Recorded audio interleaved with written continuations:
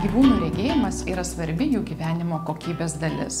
Todėl mūsų klinikoje rasite moderniausią oftalmologijos diagnostikos centrą Baltijos šalyse. Čia naudojame pažangiausias technologijas, leidžiančias greitai ir tiksliai nustatyti akių ligas. Siauro-Šnaucerio klinikose atliekame išsamią gyvūnų akių diagnostiką. Atliekame akispūdžio matavimus, lęšio ragenos, akių dugno tyrimus, akių ultragarsinį tyrimą bei tinklainės elektroretinografiją.